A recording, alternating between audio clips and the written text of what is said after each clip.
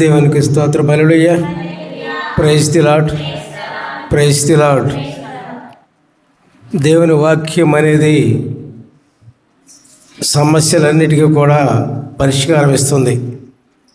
సమస్యలన్నిటికీ కూడా పరిష్కారం ఇచ్చేది దేవుని వాక్యం ఒక్కటే ప్రియులారా. దానికి కొన్ని సమస్యలకు పరిష్కారం ఎట్లా వస్తాయో మనం దాన్ని తెలుసుకుందాం. దేవునికి స్తోత్రం. హల్లెలూయా. Praise the Lord. Praise the Lord. మనం నడుస్తూ ఉండగా, జీవిస్తూ ఉండగా మనం ఎక్కడికో వెళ్తూ ఉంటాం, ఎక్కడికో పోతూ ఉంటాం. మరి ఎన్నో అవసరం వచ్చిన చోట్లకి వెళుతూ ఉంటాం.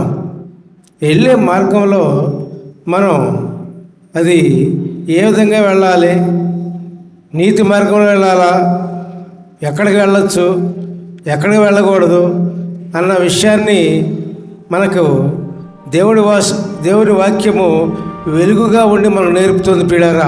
దేవునికి స్తోత్రం. హల్లెలూయా. Praise the Lord. అదే కీర్తన 119 అధ్యాయము 105 వచనం. నీ వాక్యము నా పాదములకు దీపమును, నా త్రోవకు వెలుగునై ఉన్నది. దేవునికి స్తోత్రం. హల్లెలూయా. Praise the Lord. మరి దేవుని వాక్యం మన జీవితానికి, మన నడవడికో, మన నడక్కో అది వెలుగు జీవితం. వెలుగు మామూలుగా ఎంత ఉపయోగకరమో మనకు తెలుస్తుంది. వెలుగు లేకపోతే మనిషి జీవించలేడు, ఏది పని చేయలేడు, ఎటువంటి పని కూడా చేయలేరు. మన అవసరం వచ్చిన పనులు అసలే చేసుకోలేరు.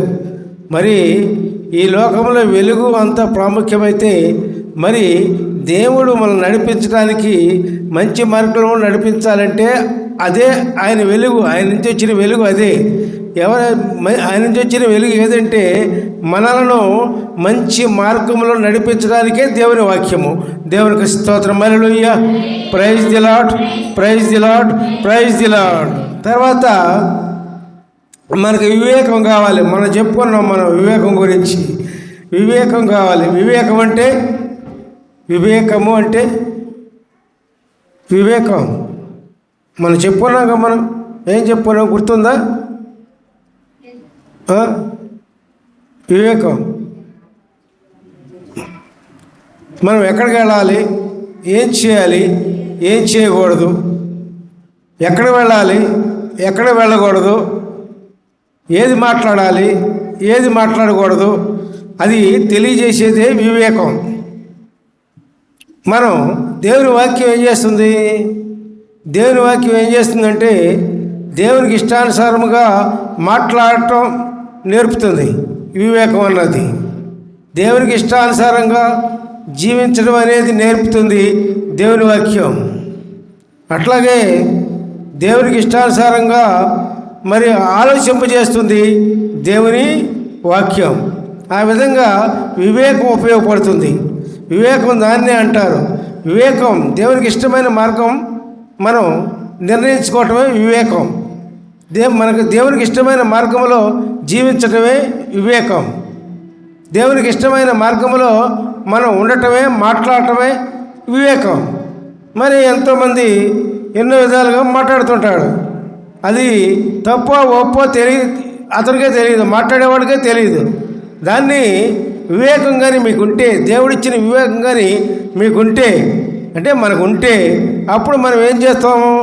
దేవునికి ఇష్టమైందే మనం మాట్లాడతాం, దేవునికి ఇష్టానుసారంగా మనం ఉంటాం, దేవునికి ఇష్టమైందే మన నోటి నుంచి వస్తుంది. ఆ వివేకం, దేవుడిచ్చిన వివేకం మనలో ఉంటే ప్రియులారా, దేవునికి స్తోత్రం. హల్లెలూయా. Praise the Lord. కాబట్టి